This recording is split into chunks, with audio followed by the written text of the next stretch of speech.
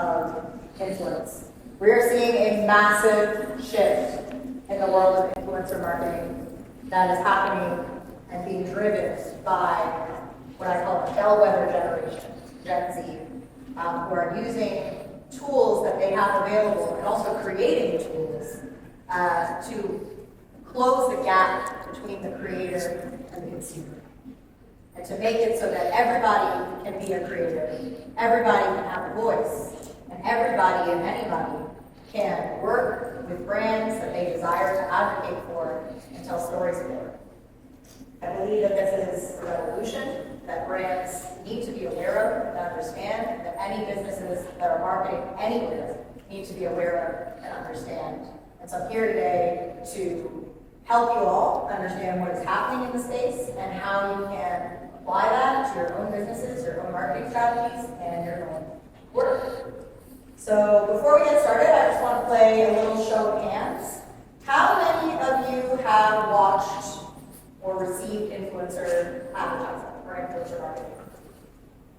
Okay, so basically the whole. How many of you in either your businesses or your work have worked with influencers or used influencers for marketing your brand? Okay, almost the whole room. How many of you prefer to receive your advertising or your brand messaging from influencers versus like just the brand channel? Okay, small percentage of you. How many of you believe influencers when they're advertising for a brand? Same people who prefer to receive. How many of you believe them a little less than you used to? The whole room. Okay. Thank you for sharing that. This is what we're really here to talk about today. Two things. Authenticity and community.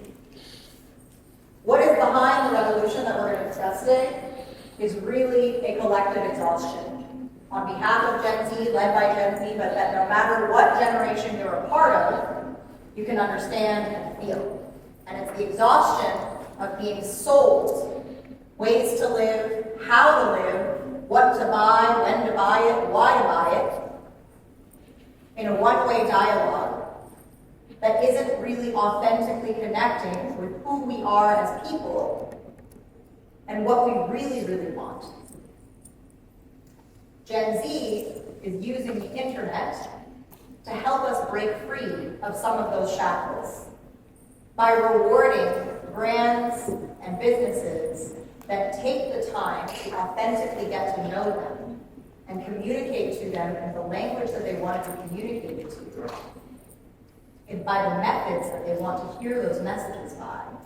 And most importantly, that use them as the messengers to speak to their peers. So what we're really going to look at today is how to tap into authenticity, because that can also be overwhelming. Even the idea of trying to be authentic and trying to connect with the generation, trying to connect with the target audience, can sometimes put that authenticity at risk. So what we're really going to talk about today is how to tap into authenticity in a way that nurtures the second piece of the pie, which is extremely important for all marketers in today's day and age, which is fostering, nurturing, and building community above all else. And you cannot do one without the other. You cannot grow a community for your business or your brand without being exceptionally authentic in the ways that you communicate that business, that brand, and that message. Nor can you be authentic if you are not focused on building, fostering, and nurturing a community. So today what we're going to talk about as we get through it, we're going to look at influence on the whole. In order to look forward at influencer culture and where it's going and how to use influencers to build a business and a brand, you have to move backwards. We're going to look at a brief history of internet culture as it pertains to the world of influence. We're going to look a little bit on social video and the rise of social video and why that's resonating so much with today's generation and why it will continue to resonate with today's generation. We're going to go into a little bit of a proprietary map. I'm going to talk to you about something that I call the 4 M's of influence. And then we're going to talk about the rise of the everyday creator and what is happening as we move away from the big influencer to the user influencer. And then finally, we're going to look at a couple of practical applications and how that works for your business. And lastly, just a couple of examples that speak to what we're talking about today. So the first thing I'm going to do is play this video for you. I also found it on TikTok, and I think that it really resonates and speaks to one really important thing, which is that your community wants to experience your brand, and that we are in a time and a space where you want to give your community that opportunity to experience them. So I'm going to let this lovely woman do a little bit of talking for me. No, I think I'm going to. Talking for me? No? How do I raise my hand? Spoiler alert, spoiler alert. Okay, maybe I'm not going to let her just talk. Does anyone know? Drag the cursor over her and see if there's a play button that populates. So the louder concept? Drag the cursor over on the laptop over her and see if a play button populates. There we go. Thank you, Constantine. I was talking to a PR, and they wanted me to do a dinner for influencers with my new product, which is what every founder does. I'm not shitting on it, I get it. Want to get all the influencers with the dinner, sitting at the table, have the product, have them post it on Instagram and do a story. So that basically the influencers are using you for a free product in the dinner and to maybe get a brand deal, and then you're using the influencers to get social. And I said to the PR company, I said, I don't want an influencer dinner. If I'm going to throw a dinner, I'm going to throw it for the community. And I'm going to invite the community to come interact with the product. Because the community at the end of the day is, one, in my opinion, incredibly influential and it's way more organic. And I want to give back to the community. I would rather have a dinner with the people who supported me. I almost kind of think it's a waste of time to just placate to influencers because that's the box you're supposed to check. So what she's saying here is basically the ethos of this presentation. Now, let me just leave with the upfront. I am not telling you not to work with influencers. What we are considering today is how do we leverage the relationships that we have with influencers and the model of the way that we work with influencers and start working with the community in similar ways to create experiences around your brands that galvanize a movement of people as opposed to just relying on your singular influencer to push your brand and message and product forward. As a community, as observers, we see influencers getting sort of exclusive experiences, boxes, access, and we use them for their numbers. But we now live in a culture where, even without numbers, there are a wide variety of creators who are willing to create and speak and advocate on behalf of your brand just because they believe in it. And it's really important to include that community in your marketing strategy, in addition to the influencers you work with, to sort of break free of the idea that this sort of model that's getting a little bit stale, that has about 90% of you in this room said you believe influencers less than you used to. And the key to selling or creating a business and a brand that works is people have to believe you when you deliver your message. So how do we do that? We look at community and we close the gap between community and creators. So, as I said, before we get started looking at the future, we have to look at the past. How did we get here? How did we get to the modern day influencer? How did we get to the modern creator? Not going to spend too much time on this slide, but the whole point of this graph is to just revisit a little bit about how between about 2004, when Facebook first comes out, all the way down to where we are now, 2019 plus to 2023, you see a rise of individual platforms coming out, channels, Facebook, YouTube, Twitter, Instagram, Snapchat, Twitch, TikTok. You were all there, you all remember, you know it exists. Across the top, what you see is a little bit of a game of what I like to call competitive cat and mouse. As many of you remember, what happens is down the bottom line, one of these platforms comes out, disrupts everything, has a new way of doing things, and then the existing platform goes, oh wow, they are taking our market share. We need to create a similar experience so that we can take that back. People will still want to be on our platform and offer that. So then you have, Snapchat came out and you had Instagram or Facebook's team going, people really seem to like this 24-hour disappearing video. Let's create stories. Now you can watch stories on LinkedIn. Does anyone watch stories on LinkedIn? So what we have here is this whole sort of ecosystem where over the course of time between 2007 and 2022, yes, new platforms are coming out, but within the existing platforms, new innovations and ways to use those platforms are coming out. Innovation might be the wrong word because a lot of them are a bit copycat of the other, but ways to use that platform are coming out that for both the brands and the businesses as well as the consumers sometimes create a little confusion as to where should we be putting our messages, where should we be spending our time, what should we be doing. And so really looking at these and seeing how they kind of rose to the occasion to meet each other, what you really see is a lot of the platforms looking at how the other platform introduced and created space for video. And look at, if you look at, let's say, Twitch coming right after YouTube Live, and then you look at TikTok, and then you see Facebook Stories coming out. You look at Facebook Gaming responding to Twitch, you look at Instagram Reels, YouTube Shorts responding to TikTok, Clubhouse is serving everything, you see Twitter Spaces coming out. Now Clubhouse is out the paint, but Twitter Spaces is still working.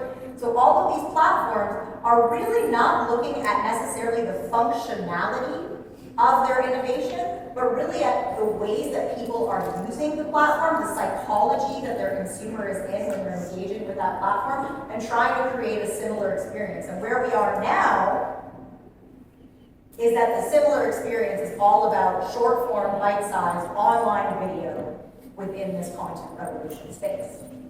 So, how do we get into it? This is my favorite slide, because most people believe that, especially with TikTok and the way that it has its market share and all that stuff, or how Facebook has sort of always presented itself or positioned itself as the godfather of modern social media, we don't often realize, and marketers tend to forget, that YouTube, not only has it been around as one of the longest and the original, but it is still the reigning champ. It is the most popular social media among teens, followed by TikTok, and its usership is still surging every day. That is a very recent top app chart for downloads. And the reason why this is important is because, as I mentioned, platforms tend to compete on video engagement, with YouTube setting the standard. And so with YouTube even adapting now to create YouTube Shorts and introduce vertical video, yes, it's their answer to TikTok, but their success rate is extremely high because they are a platform that has not only nurtured the creator since its onset, but has also nurtured the community and created a really, really, really small gap between the creator and the community that allows for both creators and their fans to interact with each other from very, very early on. So what I have here is my favorite thing I created is this little, all the other platforms have been looking at YouTube for a long time. YouTube looks back at them and always has an answer, but really it's not about what platform you're on as opposed to, well, what is it about video that really keeps things winning? So now we're in an era where short form video is sort of the universal answer. Everybody knows they're trying to create TikToks, they're trying to create Instagram Reels, they're trying to create YouTube Shorts. Are those the same thing? Should those be different? And what's really important is to zoom out and bird's eye view to why short form video is winning. And the key here is that short form video provides engaging canvases for brands to create moments that matter with their consumers. Bite-sized content does two things that people are looking for. And the best bite-sized content, the most effective bite-sized content, either entertains, educates, or does both. The intersection of the two. So when you ask yourself, do I have to create short-form video to be accessible as a brand or a business? You really want to think about these four pieces and why, no matter where you're living, if you choose between YouTube Shorts or TikTok or Instagram Reels, the key is, number one, cultural relevance is something that is exceptionally important towards nurturing community and authenticity. You have to have your finger on the pulse and you have to be willing to meet the consumers where they are. Number two is it gives you a unique opportunity for omni-channel marketing where because these platforms play competitive cat and mouse with each other, you no longer need to worry about, well, how do I create content for all of these platforms? Because there are slight nuances, but if you're really low budget and you're really worried about your resources, what works on TikTok can work on Instagram Reels and can work on YouTube Shorts, so you have an opportunity to expand your reach using one or two pieces of short-form video content across multiple platforms, and a great opportunity for omni-channel marketing. The third piece that's exceptionally important is data and testing. So when you are using short form video, it gives you a new access to a metric that really tells you a lot, and that's at what point are people leaving your video? Are they watching 25% of your video, 50%, 100%? Is it better for your brand to create 15-second videos and 60-second long videos? When you know which audience is watching the first 15 seconds of a short form video and they've come back and repeatedly watched that, you can then serve them long form video. And you can create greater opportunities for storytelling. So there's a lot of testing opportunities available. And the fourth thing is, if you are partnering with influencers to develop creative, I know a few of you said that you've done that. In case you don't know this, when you partner with mega influencers and huge stars, it's expensive. What you want to do is make sure you're negotiating contracts that allow you to use that content as widely as possible and as many platforms as possible, so that you're really making use of your investment in that content and you're really able to use it anywhere that you can. So regardless of where you go, the key is using the newer disruptive platforms to get your content in front of new audiences and hit that cultural relevance, and then leveraging content or platforms like Meta and Instagram Reels to make sure that you're still nurturing the existing audiences that you've spent all of this time building in that sort of community, and you are taking advantage of the space where those platforms are competing with the new disruptive ones, so they're giving algorithmic favor to your short form video content because it should be seen. Now we're going to talk a little bit about the overall democratization of influence and where we have gone. So, when I talk about this, what I refer to this as is the 4 M's of influence. To understand how a brand or a influencer or a celebrity is most effective, we have to look at what are these 4 M's. And that means the first thing, the most important thing, is your message. What is the content that is being shared? The second thing you want to look at is your medium. What platforms is that message being shared on or from? The third is the messenger. Who is doing the sharing? And the fourth is, who is the intended audience or the end user, the market? Now what you'll see in this is, in a broad sense, all of these things are a cycle and they're working together. For the next 3 phases of influencer culture, where we're revisiting this history, you're going to see these things work together until we get to now, where something changes. So our phase 1, we're talking pre-2008. Gen Zers, were y'all around? We're talking pre-2008, pre-online era of influence. At this time, this is what I call pre-internet influence. How many of you watched, like, The Simple Life with Paris Hilton? Bought Us Weekly, tabloid magazines, all that stuff. This is the era that we're talking about. Influence existed, but it was very, very centralized to a media and celebrity landscape that was hyper controlled. So there were limited options for placing your message, but if you were within those options, you were going to get a ton of impressions, and it was going to work, but it was a one-way dialogue. So your message is very unilateral and controlled. Your mediums, things like news outlets, tabloid magazines, reality television, and celebrities and stars. You've got Paris Hilton and Ashton Kutcher basically being your guys. And then you've got the messenger, meaning the ones who are controlling the message. So that you have your kind of producers, your publicists, your journalists. These were people who were controlling how the market, which was really Gen Pop and millennials with access to an interest in mainstream media, but these boomers and Gen X, who were sort of the journalists, the publicists, the producers, they were the ones that were kind of controlling the cycle of influence and feeding through this piece of the puzzle. Then we get to phase 2, 2008. That's when I graduated high school. Facebook came out a year before, early social media time. So what we have is traditional influence starts going online, right? Early influence moves online, and we get more user voices starting to emerge. Now, we're still not at a space right away in 2008 where the user voices that are emerging are seen as influencers. That term doesn't really exist yet. But what you see is people going online, so where it used to be the celebrities and the reality television and the magazine, all their narratives were controlled by those producers and publicists and journalists, they now have a little bit more control over how their message goes on. So now you get Paris Hilton on Instagram, and you get Ashton Kutcher on Twitter, and you're like, cool, I'm running their mouths, as opposed to relying on that traditional media landscape to do that. So that's really cool. You get Facebook coming out, Twitter, YouTube. And then most importantly, in this messenger piece, you get what I call the millennial journalists and bloggers. You get photographers who are having a platform in the form of Instagram before it gets bought by Meta, where all of a sudden they're gaining a following on the grounds of their art, and they have this democratized platform to share their art. Bloggers and journalists, I worked in my early days at a parenting magazine. It was very, it's basically a foundational historical parenting magazine in Canada called Today's Parent Magazine.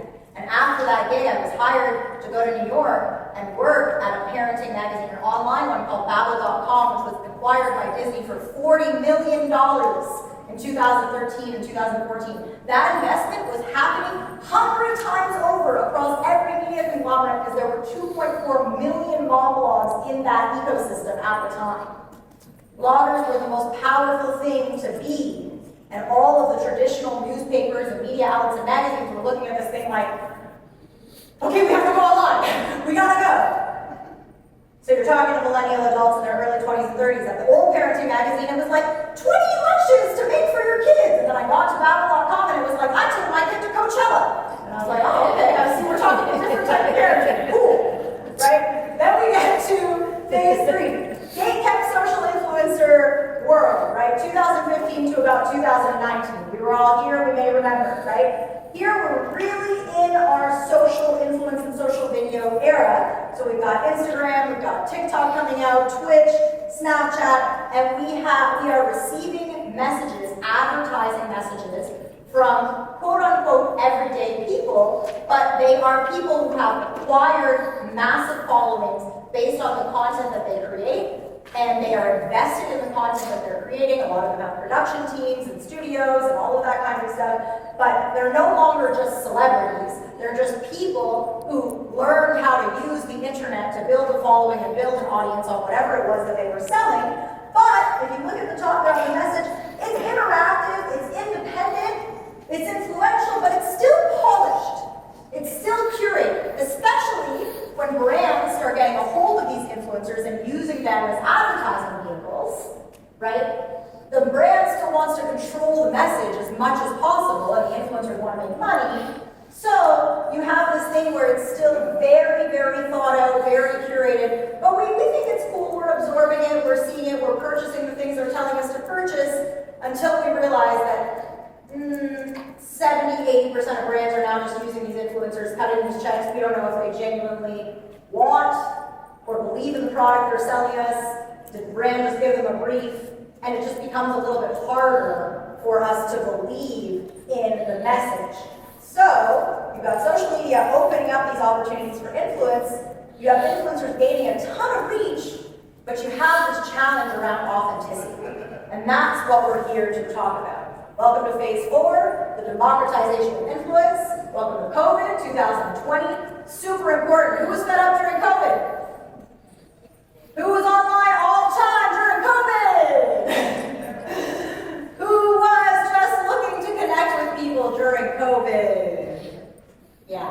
So, 2020 comes about. We're on our phones. We're seeing a bunch of celebrities and influencers selling us stuff that we're like, I'm over it. I don't want to hear this. I just want the real. Give me the real. At the same time, TikTok, when it came out, we thought this was a platform for only the youngest people. This is Gen Z, and the youngest of Gen Z is using this, and I have no space on this thing, but COVID, we're all at home, and we need to laugh. And TikTok is a great place to laugh.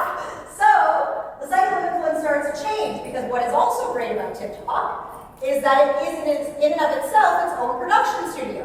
So for anybody that has anything to say, or that always wanted to be some type of content creator or influencer, they no longer need a big old video team and a professional photographer and this, that, and the third, because the algorithm is actually going to support them better if they shot it on their phone within the TikTok platform. And then they could have 200 followers yesterday and have a video that goes super viral at 5 million followers or 5 million views the next day, and now they're an influencer all of a sudden. So what you have is, IG, Twitch, TikTok, Metaverse, all that stuff, fueling, right? Market is this creator-fueled and owned, it's limitless, it's unregulated, it's authentic. You have people talking to the camera, it's unpolished, it's raw. You have people just showing their worst flaws, their COVID realities, their all sorts of things. And what's changed is, when you go back here, we saw everything happening in an arrow to arrow to arrow to arrow to arrow circle, right? Boom, boom, boom, boom, boom. Here, messenger, market. Millennials, Gen Zs, Zillennials, age 16 to 25, the messengers are the market. Your consumers are the creator. Doesn't matter if they have 2,000 followers or 200,000, they have the ability to influence just because they want to create. And people just want to receive other stories and authentic things and connect on a level of authenticity, as opposed to just receiving a message from somebody who has 1 million followers, 2 million followers, and is just taking the first check. So, when the messenger becomes the market, when the consumers become the creators, you have this nurture emphasis on authenticity, and brands and businesses have to adapt. Now, I am running short on time, so what we are going to do real quickly is we are going to look at the key pillars of today's culture of influence. You cannot succeed in today's influential world without looking at these 7 things. Number 1, authenticity and accessibility. We've talked a ton about it. Your content has to feel real and relatable. Consumers want an open dialogue. You are not talking at them, you are talking with them. You are enlisting your consumer to be your creator, to advocate on behalf of your brand. Number 2, community and connection. Help to build online communities around your business. Don't just expect others to do that work for you. Get in the mix, get to know what they're talking about, and join the conversation. Facilitate that bonding over shared interests. Number 3, positivity and humor. We talked about COVID. This is exceptionally important. Who's having a hard time on the internet these days? Anybody opening their phone, seeing a lot of really depressing stuff, really hard stuff, difficult stuff, separated from their friends? Everybody's got different opinions about different things. Yeah. It sucks, right? Who misses opening up their phone just to laugh at the dumbest meme ever, right? Be a part of that. Make the internet safe and fun and happy again. Don't worry if you think you're toned out, if you're not. People want to go on the internet to counter the negativity and the news cycle with humor and positivity wherever they can. Fun fact is Pinterest is actually has way more conversion than a lot of other platforms, because Pinterest is very apolitical. Nobody can just go on there and just see pretty rooms, pretty things, pretty different things. People just like platforms where they can just immerse themselves in the platform and not think so much. Twitter doesn't do that well enough. It's hard to advertise on Twitter. People are depressed when they go on Twitter. Okay? Integration and inclusion. This is extremely important in the world, again, post-COVID, post a lot of difficult things. You want to create inclusive spaces where people feel they belong. This goes back to why mega influencer culture is dying a slow death. Because it's not always inclusive. That doesn't just mean racially inclusive or including people with disabilities or including people. It means that it's not accessible to the everyday experience anymore. It's like talking to 100,000 Paris Hiltons, right? It's really important to make people feel included. Cultural relevance. Align yourself with the current trends and authentically immerse yourself in the culture. Don't just jump on a trend because it's cool. Stay watching, stay participating, and if you can't do it as a business owner, make sure that you have a bunch of people who can. And they don't need to be Gen Zs. Your employees don't need to be Gen Zs. But they need to understand and want to and have a genuine curiosity about the culture. The 4th is a pragmatic approach. Focus on value to generate loyalty. Am I adding value to the conversation with my brand or product or business? Why do I have this product? Why am I selling? Not what am I selling. What problem am I solving? And get to that point quickly. People want to know, is this going to solve something for me? And the last piece is social good. Again, we're having a hard time here with the internet. Now, it doesn't matter what you're aligning with, as long as, again, back to authenticity, you are aligning with it authentically. So reflect consumer values and stand for more than just your sales. Meaning, if you are going to stand for LGBTQ, if you are going to stand for Black communities, if you are going to stand for environment and sustainability, do that more than once a year. Do that more than just during Earth Month. Do that more than just during Pride Month. Do more than just Women's History Month or Black History Month. Show up authentically and work with creators who represent the world that we live in and the world that you want to live in as a brand. If sustainability is at the ethos of your brand, then make sure that that proliferates through every single thing in your message. With that, that is my time. I'm so grateful for my time with you guys today. I hope you took something away and enjoy the rest of the conference.